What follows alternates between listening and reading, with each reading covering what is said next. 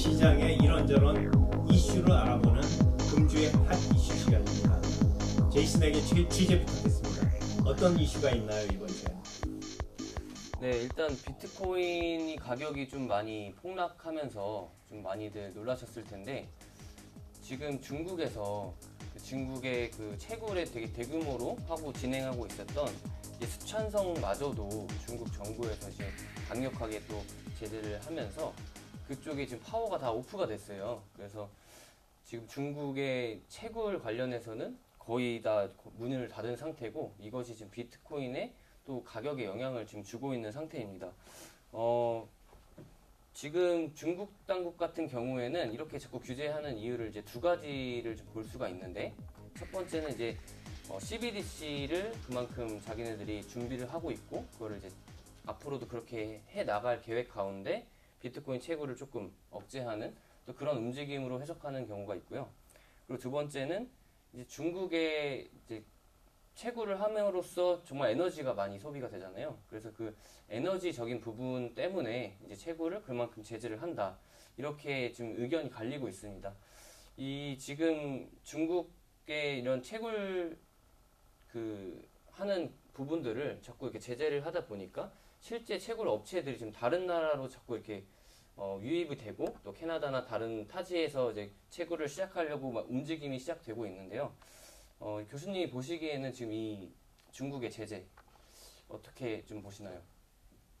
제가 제 의견으로만 보면 그렇습니다. 제가 스촨성에 저희가 채굴장이 문을 닫는다 하는 게 비트코인 커뮤니티로 보면 그리 나쁜 소식만은 아니거든요. 네.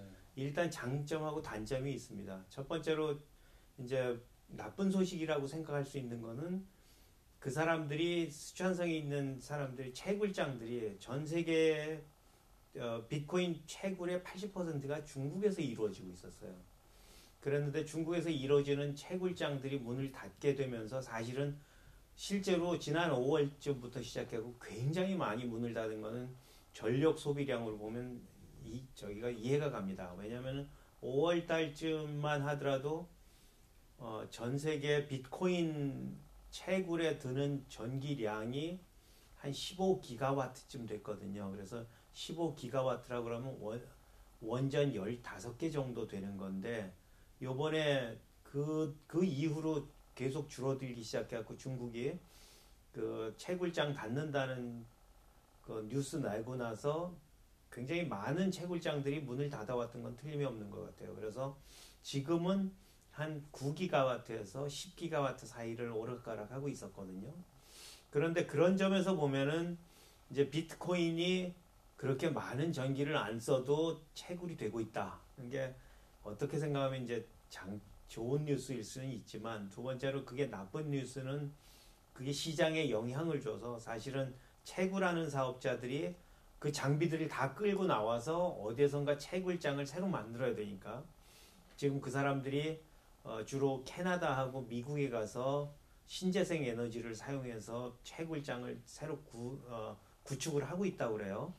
그래갖고 그 사람들이 갖고 있던 비트코인 시장에 많이 나옵니다. 그래서 그저께 어제 스촨성에 있는 채굴장들이 문을 닫았다는 뉴스가 나오면서 그 비트코인 시장이 가격 하락을 보고 있는 거는 그것과 전혀 무관하지는 않다고 보이는데요. 그럼에도 불구하고 그렇게 다운이 되는 거는 나중에 이 비트코인 커뮤니티로 보면은 신재생 에너지로 옮겨가고 있다는 증거가 되니까, 사실은 다른 비트코인하고 관계없는 사람들한테서 굉장히 많은 공격을 받았지 않습니까? 그래서 그 공격이 약간은 완화될 수 있는 그런 계기가 만들어질 거라는 게 하나고요. 또 하나는 그렇게 해갖고 한번 다운이 되고 나서 지금이 오히려 우리 같은 개미들한테는 비트코인 시장에 진입할 수 있는 좋은 기회를 주는 건 아닐까 하는 생각을 저는 혼자 하고 있습니다. 왜냐하면 저는 제가 비트코인을 따로 크게 가져본 적이 없기 때문에 이번 기회에 좀 진입을 해도 되지 않을까, 이런 좋은 뉴스, 그 나쁜 뉴스를 이렇게 생각할 수도 있는데 일방적으로 나쁜 뉴스는 아니라는 거죠. 저는 그렇게 생각하고 있습니다. 그러니까 뭐 단기적으로는 좀 비트코인의 가격에 안 좋은 영향을 줄 수는 있지만 장기로 봤을 때는 또 좋은 점도 분명히 있다. 그렇죠. 그렇게 보시는 거군요. 알겠습니다. 또 다음 뉴스는 뭐가 있나요? 네, 다음 뉴스는 저희 투자자들도 되게 관심을 계속 갖고 있었고 또 기대를 많이 했던 부분인데 비트코인 ETF 신청 이 관련해서 SEC에서 이번에도 역시 또 연기를 했어요. 근데 뭐 대부분 많이 또 연기가 될 거다라고도 생각을 많이 하긴 했는데요. 아무래도 SEC 같은 경우는 지금 증권 시장도 뭐 공매도니 뭐니 해서 신경 쓸 게 아무래도 많은 부분도 있고 또 이거를 감당하기에는 또 여러 가지 리스크가 너무나도 많기 때문에 그거에 대해서 검토를 좀 하고 있는데요. 일단 연기 이유에 대해서는 비트코인 이제 시장 조작에 정말 취약한지 이런 걸 잘 컨트롤할 수 있는지 이런 부분이랑 또 이제 투자자 보호가 정말 가능한 영역인지 이런 것들을 좀 검토를 하느라고 시간을 좀 쓰고 있다고 합니다. 그건 이제 핑계죠, 그죠? 그렇죠. 예, 뭐 제가 나는 어떻게 생각하냐면은 이게 정치적인 이유가 있다고 생각을 해요. 그래서 허가는 내기는 낼 텐데 어느 때 허가를 낼 거냐 하는 거를 남겨두고 이렇게 시간을 조정하고 있는 건 아닐까 하는 생각을 합니다. 안 내줄 수 있는 건 아니잖아요. 뭐 캐나다에서도 허가를 내줬고 다른 나라들에서도 저기를 허가를 내주고 있는데 미국 SEC만 유난히 그거를 오래 끌고 있는 거는 이미 저기는 검토는 다 끝냈다는 거잖아요. 그러니까 그 지금 와서 뒤로 물리기도 좀 나쁜 건 아닌가 이런 생각은 하고 있습니다. 그러니까 뭔가 이제 시점을 좀 재고 있는 거죠. 그렇죠, 그렇죠. 어떤 상황에 맞춰서 그때 이제 딱 그 정치적이나 뭐 경제적인 상황에 맞춰서 이제 낼 거라고 저도 그렇게 생각을 하고 있습니다. 그 다음 뉴스는 뭐가 있나요? 다음 뉴스는 어떻게 보면 저희한테는 또 제일 중요한 뉴스인데요. 일단 지난번부터 지금 한국의 이제 거래소들이 다양한 또 좀 다수의 코인들을 이제 상장을 폐지를 시켰고 원화마켓에 상장을 폐지를 시켰는데 거기에 또 이어서 지난주에도 또 추가 폐지가 있었어요. 그래서 무려 24종이나 되는 또 업비트의 큰 거래소에서 24종의 이제 코인들이 이제 폐쇄가 됐는데 아무래도 가격적인 측면도 그렇고 이게 정말 투자자들을 보호하고 있는 게 맞는지 좀 그런 생각이 듭니다. 일단 그런 폐지로 인해서 정말 뭐 여러 가지 코인들 그런 코인들뿐만 아니라 아예 시장 자체가 정말 좀 피해가 많이 있는 상태인데요. 교수님이 좀 보실 때는 또 이런 현상들을 저희가 어떻게 좀 이해를 하는 게 좋을지 좀 조언해 주시면 좋을 것 같습니다. 그거 참 어려운 문제인데요. 제가 보기에는 지금 이제 한국의 거래소가 지금 제가 마지막 본 건 114개의 거래소가 있다는 말을 들었고요. 최근에는 누가 64개라는 말을 하고 있어서 어느 쪽이 맞는지도 잘 모르겠습니다. 그랬는데 저하고 거래소가 난립되어 있는 건 틀림이 없고요.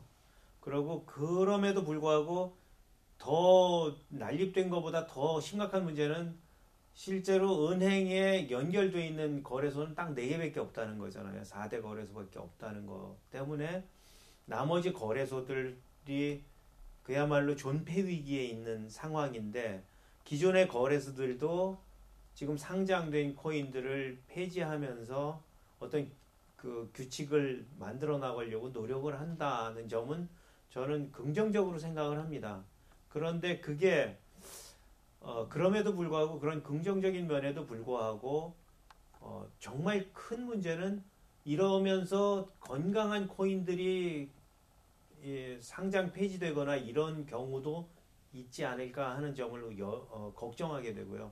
더 걱정하는 거는 지금 22개 거래소가 ISMS 그 허가를 받았다 그래요. 그럼 ISMS 허가를 받았다 그러면은 일단 보안 그 처리는 잘 되고 있다는 걸 지금 증명이 된 거지 않습니까? 그럼에도 불구하고 9월 23일 될 때까지 나머지 거래소들이 은행권과 연결될 가능성은 저는 거의 없다고 생각합니다. 아쉽게도. 왜냐하면은 제일 큰 문제는 금융위원회가 열어주라고 한다고 하더라도 자금 세탁 방지법이나 이런 것들이 그것들을 은행들이 책임을 져야 되기 때문에 거래소가 잘못하더라도 은행들이 책임져야 된다는 지금 패러다임의 패러다임 속에서는 은행들이 열어줄 수가 없다는 거죠.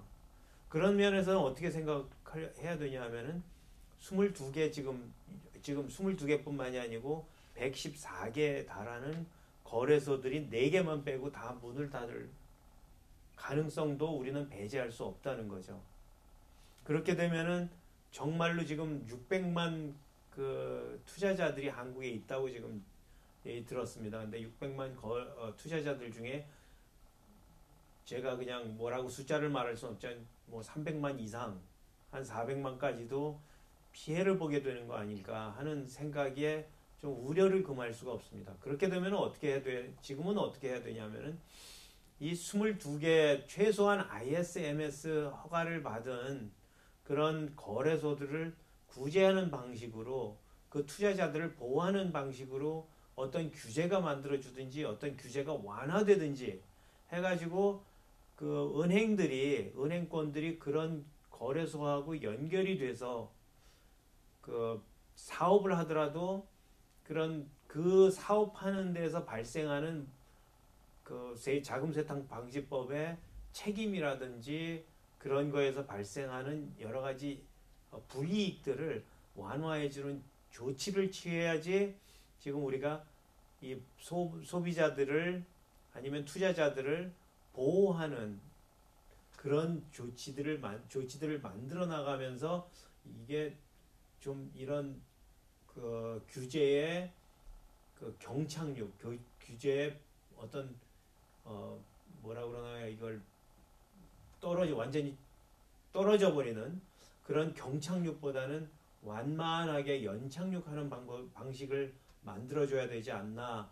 그런 식의 정치적인 패러다임이 어떤 식으로든지 논의가 되어야 되지 않나 하는 생각을 좀 하고 있습니다. 그리고 또 지금 비트코인 가격이 또 많이 다운이 됐지만 또 아까 얘기하신 대로 이게 또 진짜 투자를 잘하는 사람들은 그 가치가 좀 떨어져 있을 때, 가격이 떨어졌을 때, 가치는 그대로지만 그럴 때 또 투자를 하는 게 또 현명한 투자가 될 수 있거든요. 그래서 저희가 다음 주 핫이슈를 찍을 때쯤이면 좀 어느 정도 회복이 되기를 또 바라는 마음에서 또 우리가 함께 또 잘 시장을 봤으면 좋겠습니다. 예, 맞습니다.